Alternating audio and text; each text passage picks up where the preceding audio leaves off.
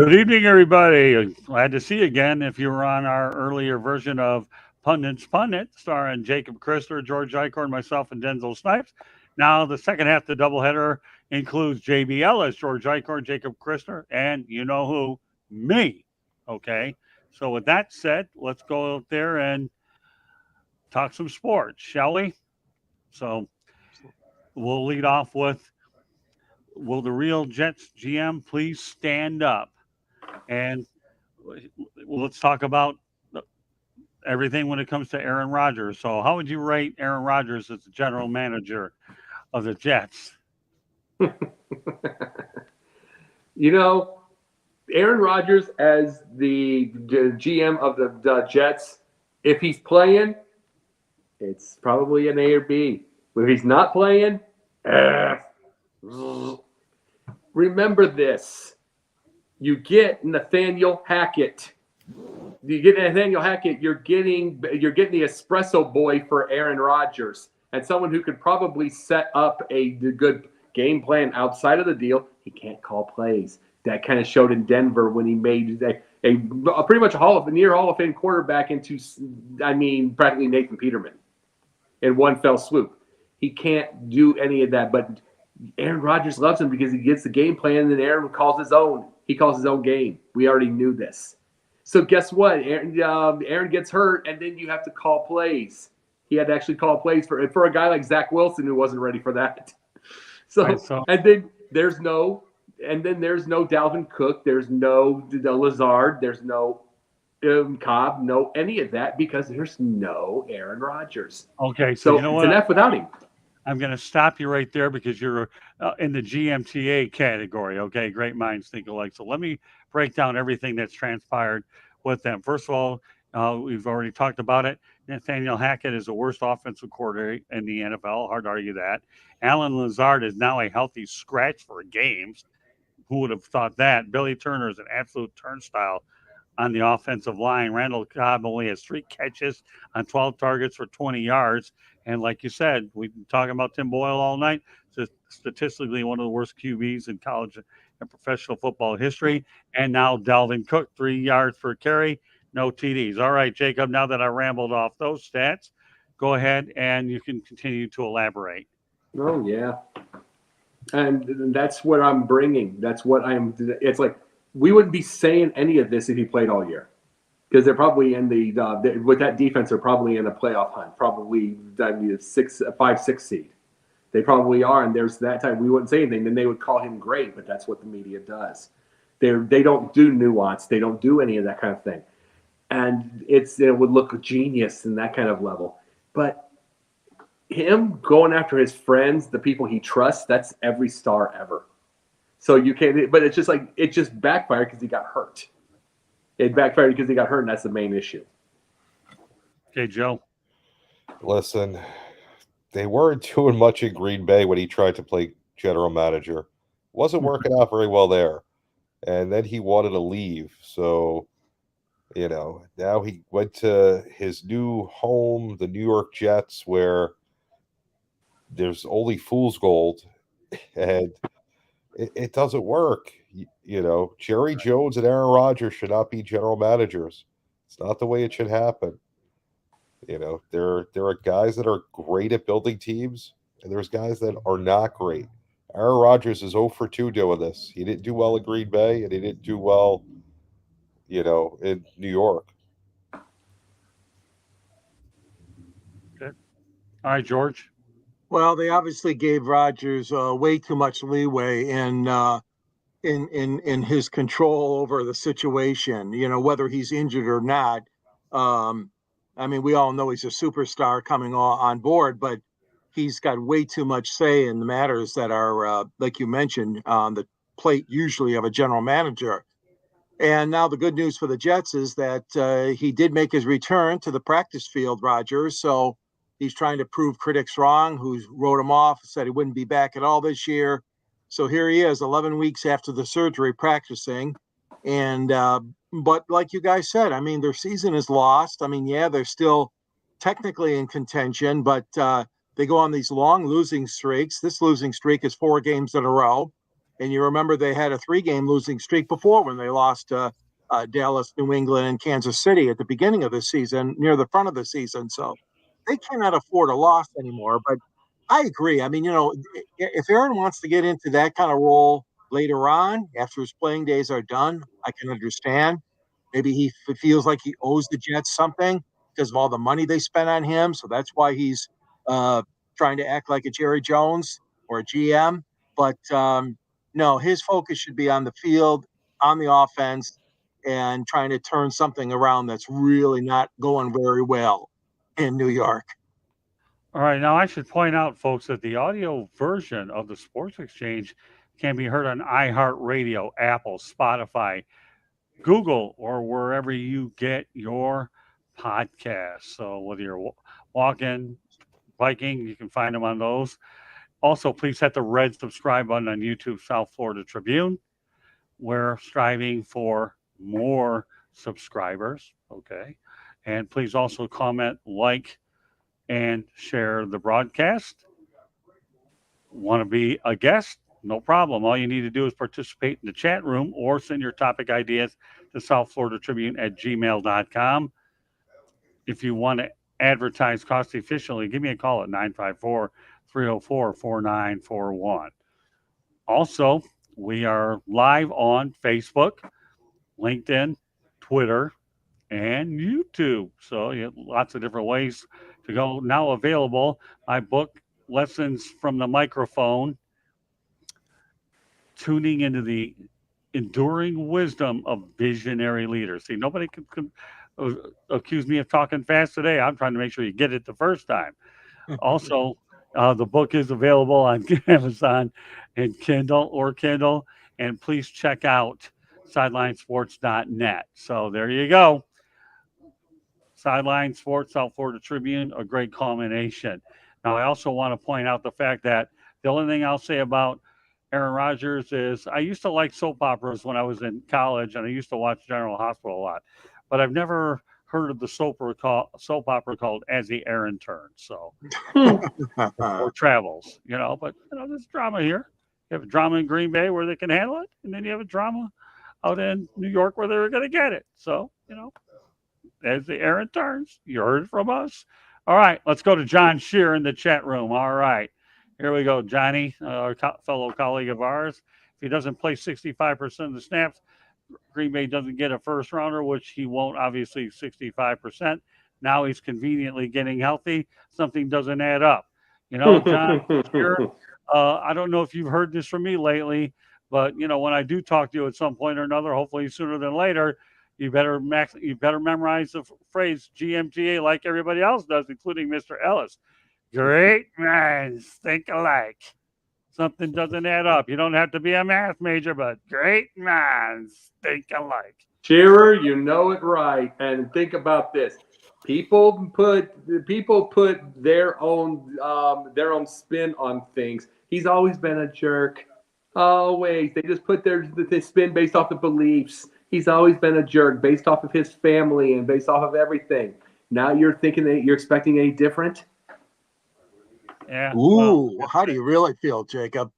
Yeah, well, if you really want me to ask me how this guy really feels, then I would go ahead and tell you that while we miss Rick Curdy badly because he's a heck of a person, we got another Mr. I need to get my glasses on. Yeah, there you go. We have another guy residing in Georgia who's become our version of Mr. Opinion, although he I'm Mr. Fact. I say opinion, it doesn't matter. He's like, you know what? We're going to call Jacob Christner the modern day Howard Cosell. He tells it like it is. How about that? I'm a lot better looking than that guy. And I have hair. I won't get into my Cosell stories. I'll leave those for off camera. I've got real hair. Well, we know he had a rug. Okay, I didn't know where he bought the rug. So, now that you baited me on that, I'll tell you this whole Howard Cosell story really quickly. I'm covering a game at the Orange Bowl in Miami, Monday Night Football, and I asked Howard Cosell for an interview. Turned me down.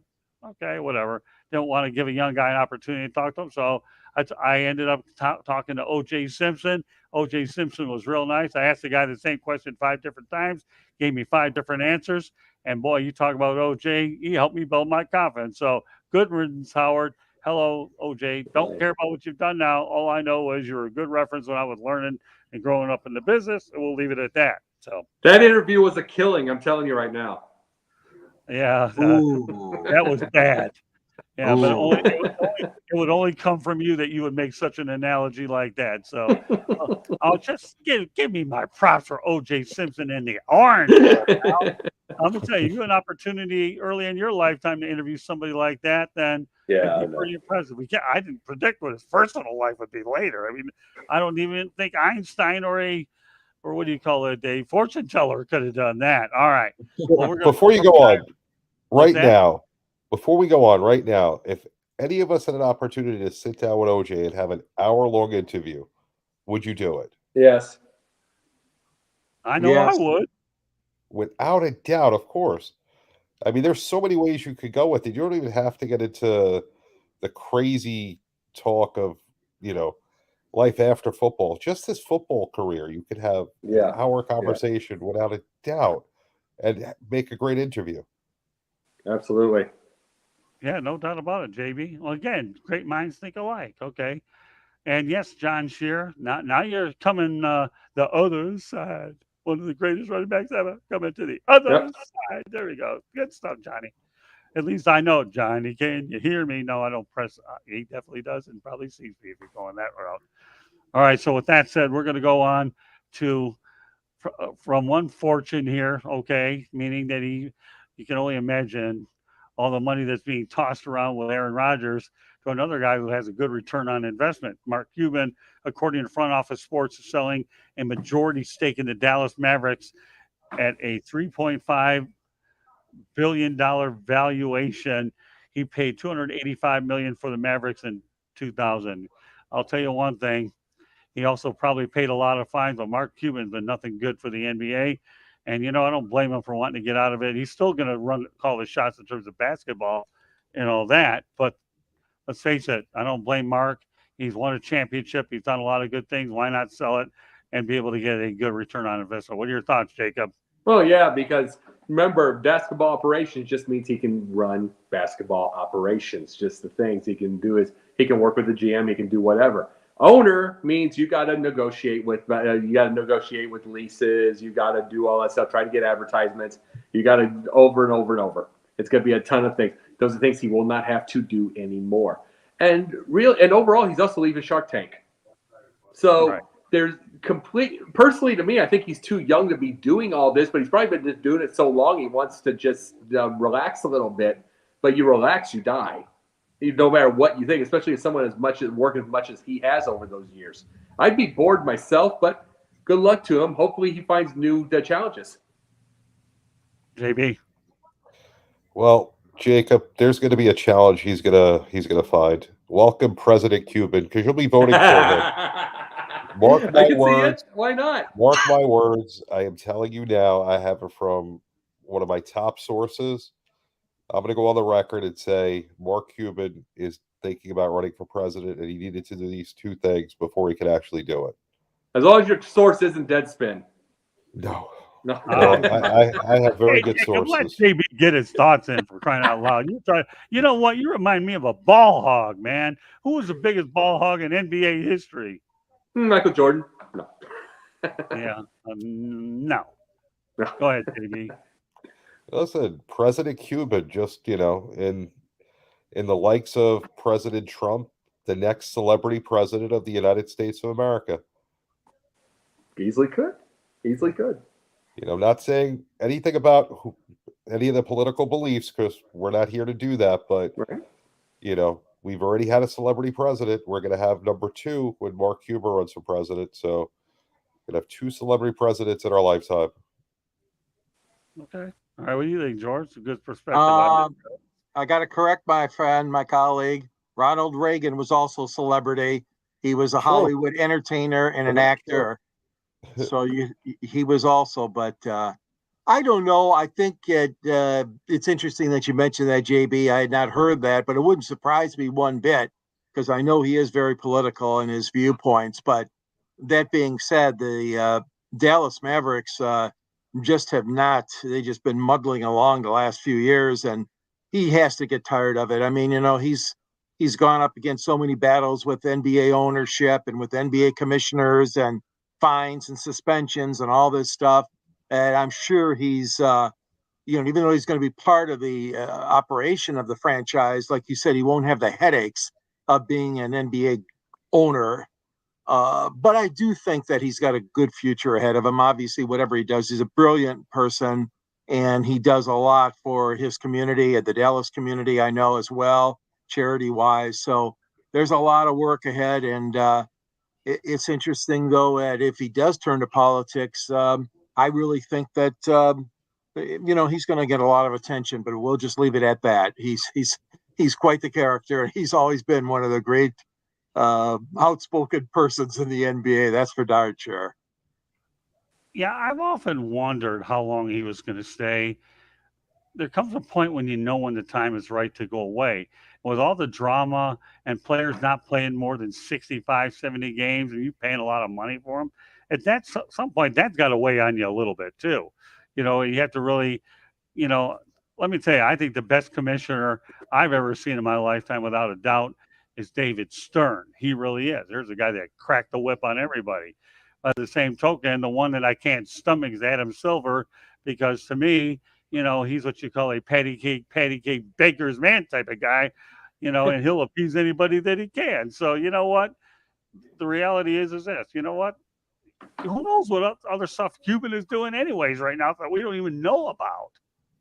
True, very true. You also have to look at the fact that the NBA's ratings are starting to decline. We're using these gimmicks like in-season tournaments to try to spark interest, when all you have to do is market a lot better and police your players to play as often as they can and not have rest.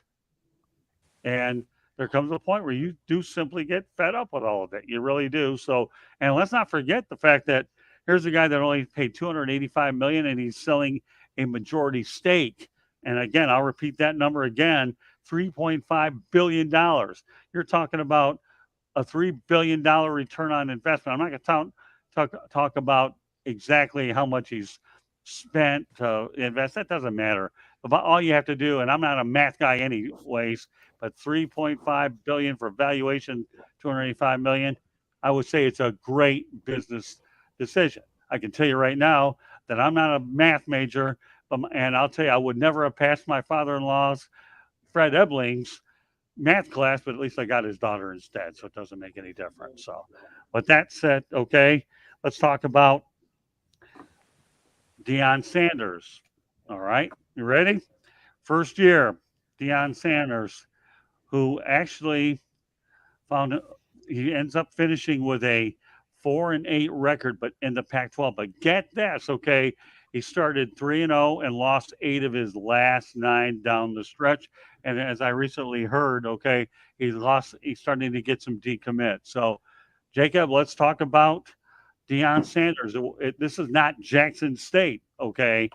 This is, Division I football. Yeah, and no, the thing is, I said 9-3. I missed on that one. And then it looked good with 3-0 and 4-2. It did. But for one thing, you've heard me 1,000 times. I said I wanted him to stay in the I wanted him to stay in the Jackson State, and then keep going and keep going and keep going. Let's see, all the African American colleges. Anyway, I wanted him to stay in that world and be able to help it. I wanted him to be able to build it all up. And it's like, but I did also say 9-3, so I was wrong there. But the biggest thing is the decommits.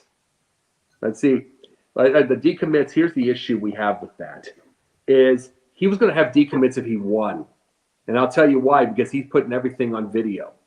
He's telling these boys to be men, which means come on time, which means go to class, which means be responsible, which means all of that stuff. The decommits, they can win and they're going to lose. He's going to lose them. You're just not going to hear it as much as you would if he's losing. If he's winning, you're not going to hear as much as he would you now.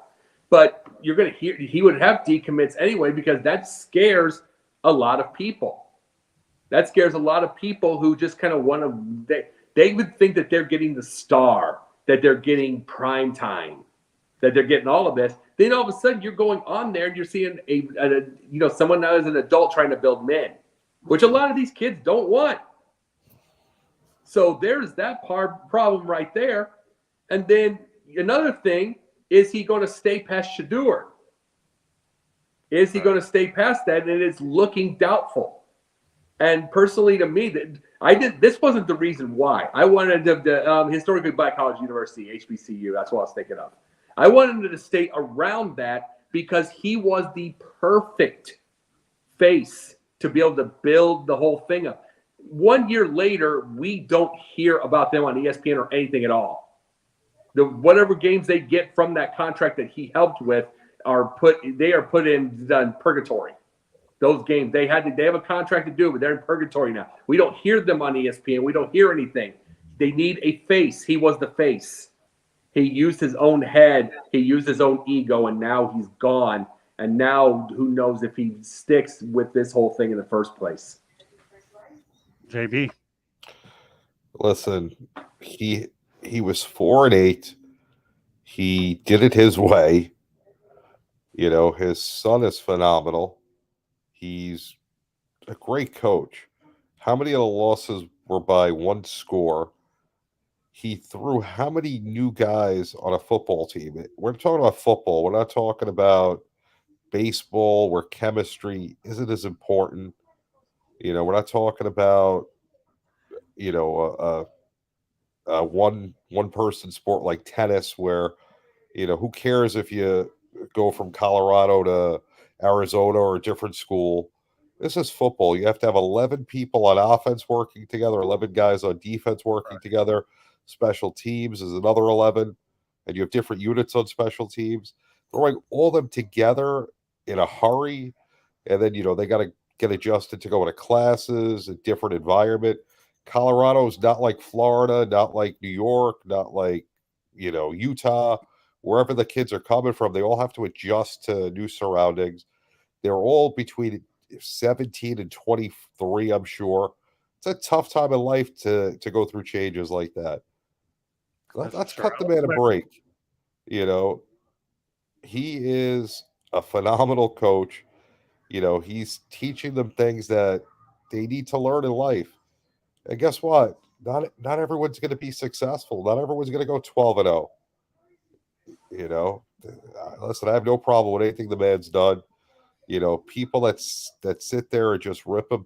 Danny Cannell, who's the biggest clown going, who talks so much. What did Danny Cannell do in his career? Throw a pick six to Deion Sanders. That's what Danny Cannell did. So enough with the ripping on Deion. Give him time. If he doesn't want to stay there, it's his business. He doesn't have to. Look at Jimbo Fisher. He got a great job at Texas A&M. He was the next coming of a great coach. What did he do? Oh, he was an assistant coach for Bobby Bowden. Big deal. The guy went to Texas A&M, did nothing, took them nowhere. At least Deion tries. Whatever.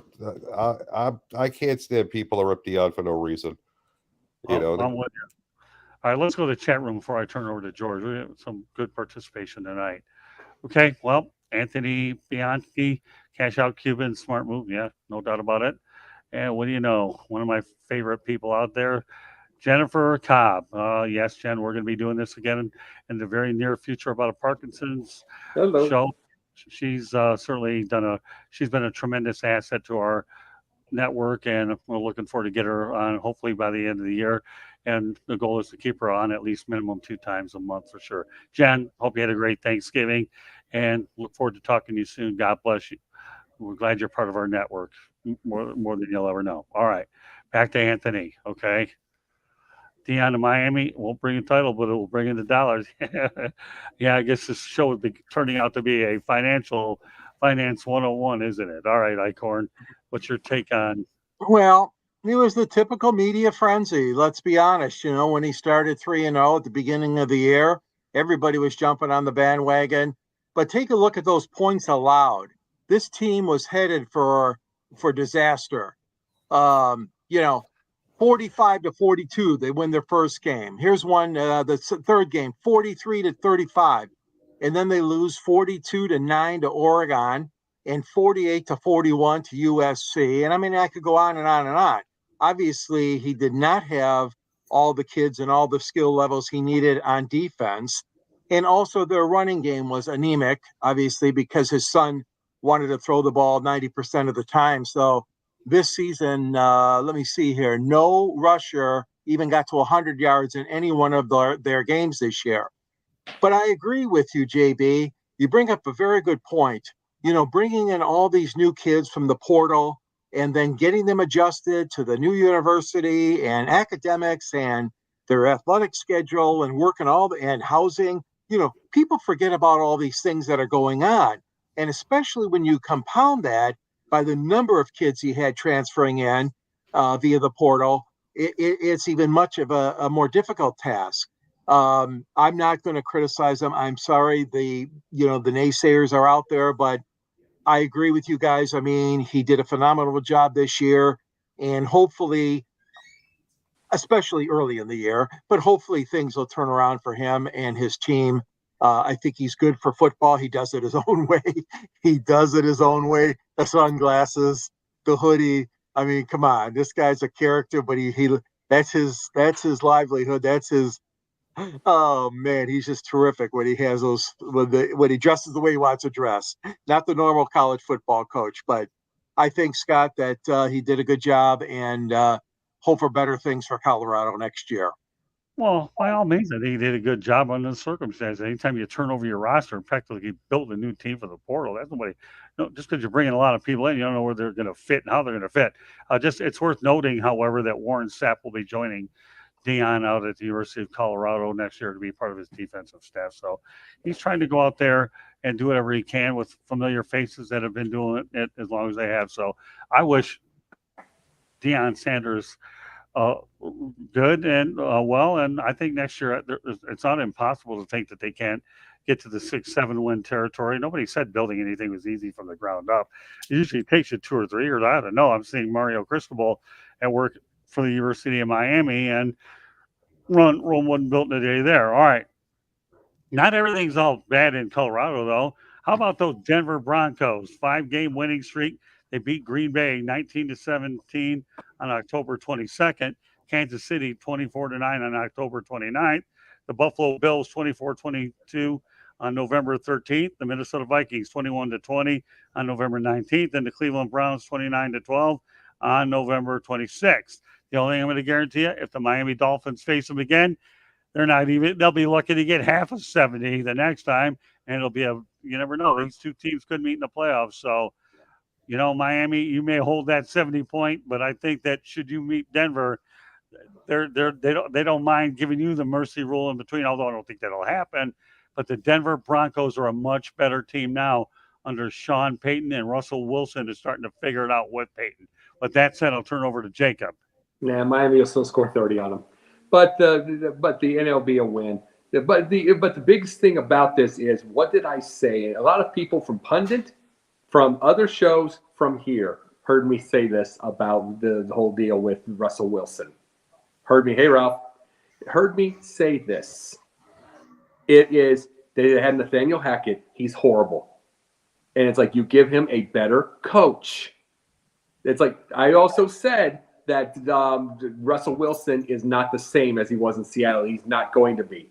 But if you got him a better coach, which you do, they're going to find his ceiling. I said those words. They found his ceiling. Guess what? He's a little bit of a flashier version of let's say, maybe of a game manager. We'll just say it that way. He's a flashier version of a game manager a little bit. That's what he is now. He's not going to be any more than that. He's not the guy you're going to do. You're going to have a great defense and him not make mistakes, which is happening. And guess what? A better coach found that ceiling. And those are the things. So what if he's not making your stats, if he's not making your fantasy numbers? So what? Again, it's part of winning. They're winning ball games. They're using the defense to do it. I don't care if I can't use Russell Wilson as a starter. I don't care about all that. Good for them. I still think Miami whips them in the playoffs, but I mean, it wouldn't be 70. But thing about it is they are winning now and they're getting closer and they're moving now. JB. Listen, what the transformation in Denver from that Miami game to where they are now, that never happens in the same season. That is No. so impressive to see a team that gave up 70 points that was flat out embarrassed, and to me, I think it was more embarrassing that Miami didn't go for the record, that they kind of were like, we feel bad for you. We're not going to break the record on you. So it was even more embarrassing. And they've rebounded so much. Their defense is playing lights out. Russ is playing some of his best football ever. Sutton's been unbelievable at wide receiver. Their running back Williams is playing well. Just overall, what a transformation. Whatever Sean Payton has done to get control of that team, to get them going in the right direction, just refocusing all that energy compared to what they had to deal with the last year at the beginning of the season. Coach of the year in my mind. They're not going to win a Super Bowl. They're not going to, they're probably not even going to make the playoffs because they're in a tough division and there's a lot of other good teams in the AFC. But, to get that team back to where they're in contention for a playoff spot, that's unbelievable. Great job. All right, you know what? Before we go to George, let's go back to the chat room. Anthony Bianchi. All right, Jacob, read it since it has your name written all Jacob over it. knows what's up. Wilson's a backup level quarterback playing winning football. Yep, he is. And that's what he's going to be at. That's what he's going to be, and that's fine. You know what you do? You build the coach's idea it isn't what the fantasy football people want to hear, but it's what this is. You build a team and somebody that doesn't make mistakes and builds the thing, and they can do that. If you can find someone better than Wilson, you go do it. If you can find someone that can get you over the top, you go do it. Till then, you can get so much worse. And I keep having to remind fans of this when they get all over the place on Twitter, on social media, on whatever. And then they want to, on the first incompletion, they want to quit. I want to remind them it can always get worse. And I'm the one that drives these fans nuts when they want to quit on a coach and quit everything after a loss or a bad time. It's like, guess what? You're not going to find anything better. It's like until the thing. So hush up. All right, George, what are your thoughts on what's going on in Denver? No, you guys have pretty much nailed it. I mean, they've done a terrific job, a great turnaround. Sean Payton and the crew. Wilson, people had given up on him. Some people in the media. I'll tell you what, 20 touchdown passes, only 4 interceptions.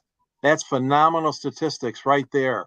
He's really, really done good there. The thing that Denver is weak on, though, 33 sacks allowed. They got to do better on that. That 33 sacks is a killer. And obviously the offensive line is not where, Sean would like it right now. But you got a crafty veteran, okay?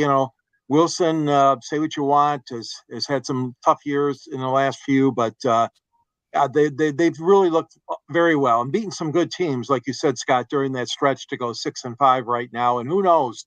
I mean, they still might get a wild card position. We'll have to see how that plays out. But it's a great story for people living in Colorado and fans of the Broncos and Russell Wilson fans.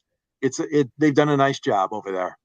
Yeah, the only 30 things I'll say to round up the topic is number one, Sean Payton won a Super Bowl, right? Okay, once upon a time. And I was actually at that game in Miami when they beat the Colts. And number two, okay, Russell Wilson won a Super Bowl. Okay, so you can't lose sight of that. And let's face the reality. You know what? I'm going to go along with what JB had to say. To be able to go from the record that they had to be embarrassed by Miami and to be competing now, I'd certainly give the guy an opportunity. I hope he does win Coach of the Year. I don't care what market I used to be in or I'm not. It doesn't matter. All right, so let's go to Denzel Snipes. Then we're going to go to some top stories today. Denzel Snipes, we got Denver this Saturday. It's going to be a tough game, no doubt about it. So, all right, let's go to some top headlines, as we always do here on the Sports Exchange. Reports that the New York Mets land Louis Severino on a 1-year, $13 million contract. Some thoughts, Jacob? Really, the issue about it is, well, I got to ask this question. 1 year. 1 year. I want to know that part. I want to know from that part why. That's the thing. To me, it's like these contracts right now are coming 3-4 years. On average. It's like I want to know the reason behind the one. Maybe that you get the 13. Maybe is there some reason you have a proven because a 1 year feels like a proven contract? Yeah, is there a reason for it? For you. The guy has a proven injury history, so he's high risk. That's right. Probably why. So that's okay. Good point on that part. But I'm like, if I'm a GM by itself, maybe you have the thing. I might just want to get 2. But if he had, because I think of the 1 year, I'm thinking of what JB said, which I wasn't for, but it was Bellinger. You know what I'm saying? It was right. Bellinger. I wasn't for it. He was for it because it was the prove it contract. Might lose Bellinger anyway. And it's like I'd rather have at least 2. That's just personally me. Okay, JB. Listen, he was a Yankee for a while, and unfortunately, he wasn't healthy very much. Got hurt way too much. He has a lot of talent, but you can't keep paying guys that get hurt. You need to have healthy players, and the Mets owner, is like a Steinbrenner. He's in a Steinbrenner-like mold. He may not be as confrontational. I don't think he'd go after Buck when he was the manager in the newspapers, or go down to the office and start yelling at him like Steinbrenner would. But he'll spend to do whatever he needs to do to try and buy a winning team. And we've seen, as a Yankee fan firsthand, years and years, that doesn't work. You need to have the mix of your young stars with the proven right veterans and stars that come in. You can't just buy a World Series. It doesn't work. The Dodgers have been trying for ages. The Yankees are kind of went away from that. They built their farm system, and they did phenomenal for a while. And then, like all good things, it comes to an end. But, you look at the teams on the rise now. Arizona, the Cubs, the Detroit's doing really well with building their farm system. There's a lot of teams with a lot of young talent. The Rangers brought up some great young talent and won the World Series. And you see that the teams that have done that are going to go far. Signing guys with injury history, you can't do it for more than a year, and that's why it was that. Exactly. All right, George. Yeah, the Mets have a depleted rotation for sure, and are looking for some help here. He spent 8 years with the Yankees. In 2023, this past year was probably his worst, obviously, with that high earn run average and battling some injuries, like you guys said. But yeah, it's not that common when a guy crosses over from in the same city from one ball club to the others. It's happened, of course, between the Cubs and the White Sox and the Mets and the Yankees, etc. I liked him when he was good. I mean, Severino had some really good years there with New York. But right now, I can understand why it's only a 1 year deal, like you said, Scott. With the pattern of injuries that he's had, right. And they gave Verlander his walking papers, Scherzer his walking papers. They're trying to get some veteran leadership there in that rotation for the Mets. All right, back to the chat room. Okay, Denzel Snipes. Hey, Denz. Yankees bought a World Series when it actually worked. Moneyball's a game now, no debate. They bought a bunch of them. Yeah, okay, let's continue on. Anthony Bianchi, again, good point, JB, if Alonso goes to the Cubs. Yeah, I think that's realistic. All right, next top headline. Nebraska's Matt Rule, a good quarterback in the transfer portal, cost him $1 to $2 million. There you go. Here's a juicy one for you, Jacob. I am not a Matt Rule fan. The only good thing I can say with him is at least he is boldly honest on these, during his little interviews, during all that stuff, the press conferences. At least you know what you're going to get from him. But it wouldn't even matter with him by itself, is because something in the middle of everything between Carolina and Nebraska and all of this wasn't a good pick to begin with for Nebraska to get him. He's just not that good. Not anymore. The game's changing. He's not. So it wouldn't even matter what he would get in the first place because he's not going to win. It's like he's too stubborn with a system that doesn't work. He did it in Carolina. He does it here. A lot of these coaches Matt Nagy's the same way. They have this whole situation where they believe they need to get a system and the players need to fold through. This isn't Tom Landry anymore. You got to be able to work with the players to be able to get something. And Matt Rule's it's not work. When Matt Rule was winning, it was still sort of that way. Not anymore. He's got to run through, and I don't think he's capable. He's got to change. I don't think he's capable. All right, we'll go to Denzel before I turn over to JB. First of all, I think Rule's going to do okay with Nebraska. He needs a couple of years. But Denzel, Rule was a success at Baylor. I'm not going to hold Carolina against him because it's still a dumpster fire. All you have to do is read headlines all week with what David Tepper has done to Frank Wright, which was an absolute farce. Nebraska somehow is snake bitten. Denzel, I'm not going to say that yet. We'll talk about it a year from now. All right, Denzel. Now that Denzel said his thing, what do you think, Joe? Listen, I mean, it's unfortunate. This is college football. The players with NILs and, all the different opportunities, it's the way the game is now, and why shouldn't it be? Should the universities be making billions of dollars? And, these kids, we're not talking about table tennis. You go out there and play, Division I football, there's a chance you could get hurt on any particular play. While an education is a great thing to have, and I'm not saying that they all should take advantage of that, how much money are they making for the university? They deserve every penny they can get.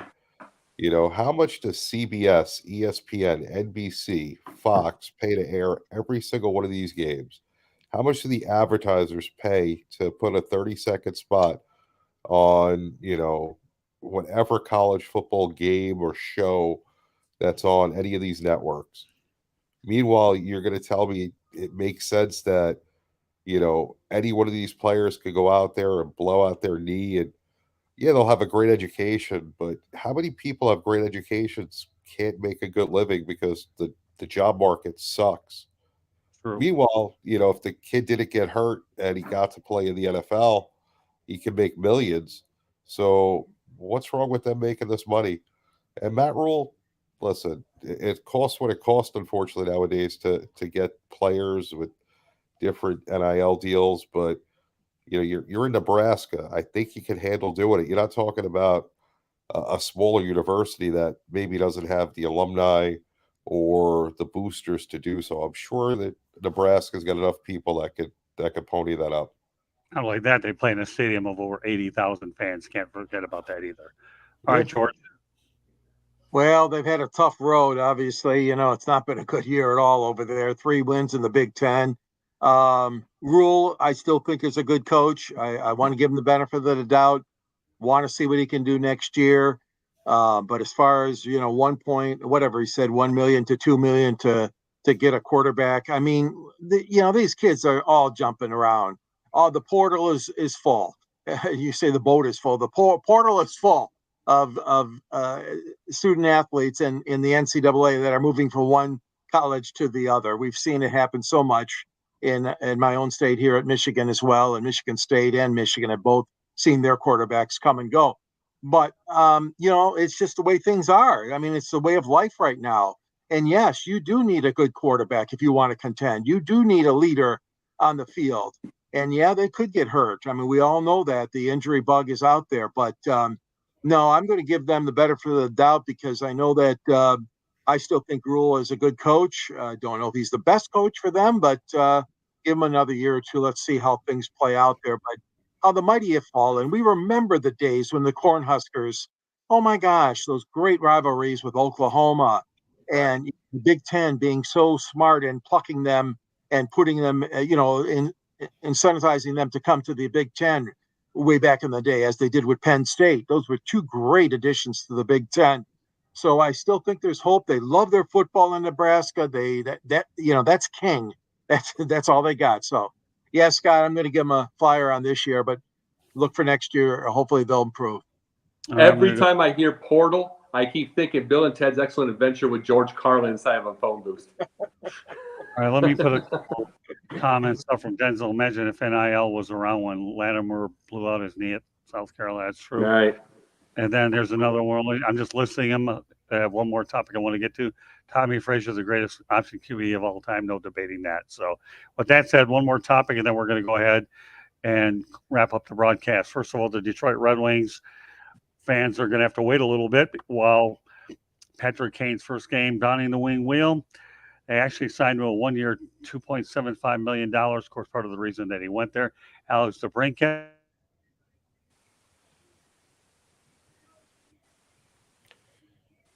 Uh-oh. I think what Scott was going to tell you is that Alex DeBrincat is a good friend of Patrick Kane's. They played together with Chicago and the Blackhawks. Go ahead, Scott. Yeah, that's fine. I'm just going to go ahead and ask you guys, Jacob, what are your thoughts of Patrick Kane going to the Detroit Red Wings? You wouldn't have seen this I'm just saying, even a few years earlier. Maybe it's the business side and everything. I'm going to say go back to about 15, 20 years. It was like the biggest thing about it was rivalries. Rivalries in hockey is personal almost. So you have Chicago and Detroit. So he goes, Brett Hull did it. But it's like, but you wouldn't have done this all the way those years. A couple of decades ago, that wouldn't even done that. It's like it shows more and more now that this era does not care. They look at there's a paycheck, there is all that, but at the end he brought his buddy. He brought his buddy with him, and it's like, especially if you've been on the team as long as you have, and you've been to everything, at least you want someone with you, to go into a locker room, Well, he took a detour through the New York Rangers to make his way back to Detroit. But all right, I'm saying when you're an arrival. When you're around, you get my point, though. But I'm saying when you're getting this thing, he's taking his people with him. Okay, JB. Listen, nowadays professional sports, there's no loyalty to a team if you're a player. You're looking to go where you want to go, where you can make the most for yourself, your family, for whatever is most important to you. There's very few guys that have that, Eli Manning, Don Mattingly type thing. I played for this team. I don't care that I can play for another team. If I can't play here, I'm not playing anymore. And if you have the opportunity to earn money to play the game you love and you could go somewhere else and do it, more power to you. Is it going to help Detroit that much at this stage in his career? Probably not, but, I'm sure that they found a reason to bring him in. Maybe he could help some of the younger guys come along, and that's valuable to people, to teams. So, I'm sure there's a reason for it. Can I ask one question real fast? Sure. How long do you give this? How long do you give this rebuild of Detroit, of the Red Wings? I wouldn't be surprised they get in the playoffs this year, if not next year. But I got a good feeling they're going to get in this year. Well, and they could easily be, but I'm like, as I said, they've been going a bit. They've got to remember, they started this when they ended. They basically started this when they ended their playoff streak, and it's just they kind of built everything from that. So how long does it take, really? I was going to say, Depends on the organization. With Steve Yzerman, he gets things done within a few years. Remember, he built the nucleus of the Tampa Bay Lightning, and the Lightning, I don't think it's really been the same since Yzerman left. But there's no better person to talk about than George Eichhorn. Go ahead, George. Oh, well, I don't pretend to be an expert, but thank you, Scott. There are some people that are questioning, the Red Wings still have not made the playoffs in umpteen years, and Yzerman is the man that is entrusted to do that. But you're right. I think this is a move that they see. They're 11-6 right now, and they see an opportunity to get into the playoffs, hopefully, for their sake. It was a low risk, kind of thing. I mean, Kane is coming off that hip surgery. That's a tough injury for anybody in sports, especially hockey players. So nobody really knows. He has been working out very good the last several months, according to reports I've read. And he had a really good interview with the Red Wings coach when the Wings were in Sweden. They did a teleconference and that, so everything went good. And of course, the Brinket, being his buddy on the team, that sort of thing. And Larkin does have some nagging injuries, so their leader, Larkin, Dylan, is going to miss a few games. So they say that they're hopeful that Buffalo game next week is when the new Red Wing Kane will get in the lineup. But I think it's a solid move. I mean, you're talking about a guy who has championship experience, and you're bringing him with Alex DeBrincat. And how many times you've seen from teammates join each other and they do pretty well when they're even reunited. So I think it's a low risk reward. When you talk 1 year, $2.75 million, and I imagine that number is probably prorated anyways, based on what you have now. I don't think they're getting the whole $2.7 million. And if it works out, the Red Wings, you're talking about a guy that signed with he's actually played on 3 original 6 teams. Yes. When you think about it. You talk about the Blackhawks. All right, Jacob, go ahead. While I was going to say this really fast. Here's how you can tell. I always joke about my gray hair, but do you want to know how you can tell you're getting gray hair? No. When you grew up and who was getting older? Al McInnes. Wayne Gretzky was getting older. I'm just saying these are people getting the thing. It's like Brett Hull was in a prime. Blah, blah, blah, blah. Do you see this gray hair right now? Patrick Kane's getting older. Sidney Crosby's getting older. Joe Thornton just retired. and it's like a couple years ago was Zdeno Chara.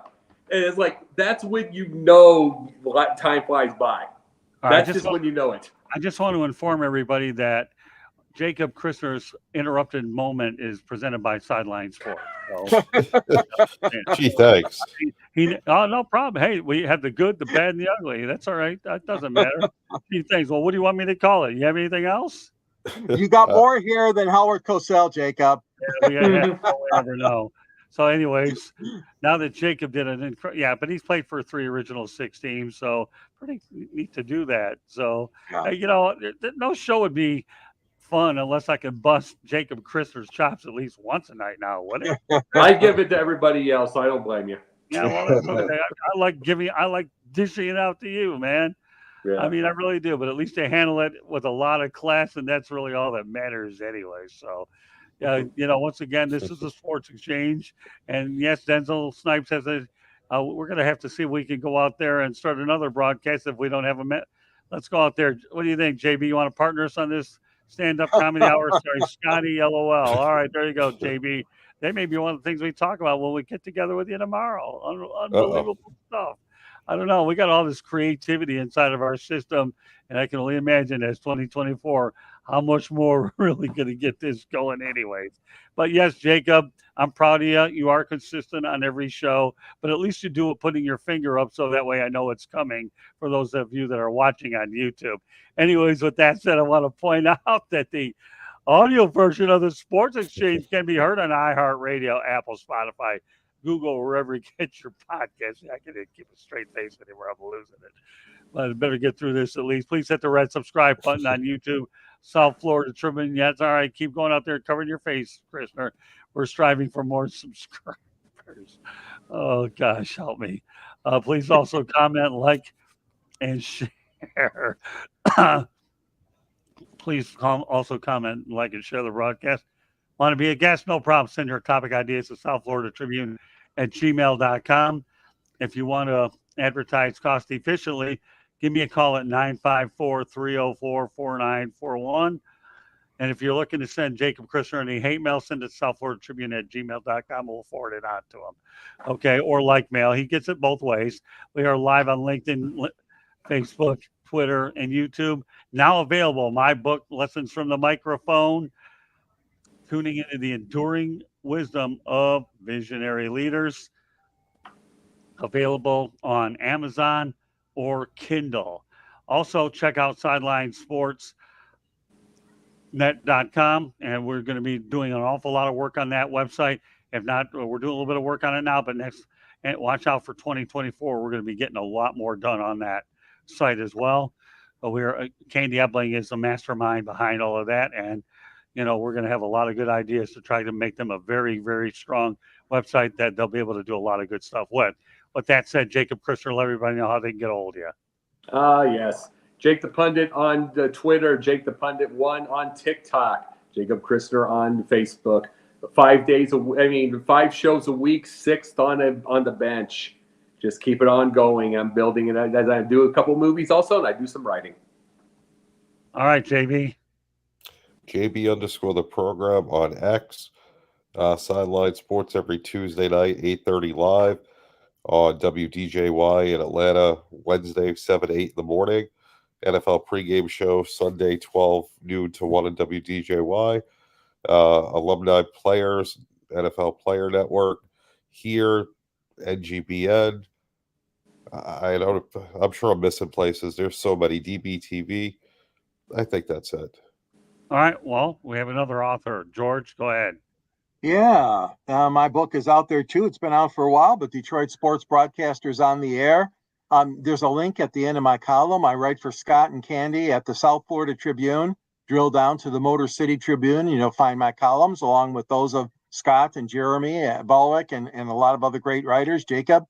And you can reach me at gicorn@yahoo.com or on Twitter at SanGSports99. And you can follow me on Pundit's Pundit and Inside the Pigskin and 108 Stitches. And of course, this wonderful Sports Exchange show, which Scott and I started along with Phil Guastella many moons ago. So we love the format, and we hope you do too out there. And the reason why you see the same 4 people week in and week out, one thing, our big policy here is to make sure that we have continuity and consistency, and that's why the 4 of us do it every Wednesday night. So meanwhile, with that said, on behalf of Jacob Christner, JB Ellis, and George Eichhorn, my name is Scott Morgan, Roth Motor City Madmouth. Thank you for joining us on this edition of the Sports Exchange, and we will see you next Wednesday night. Good night, everybody.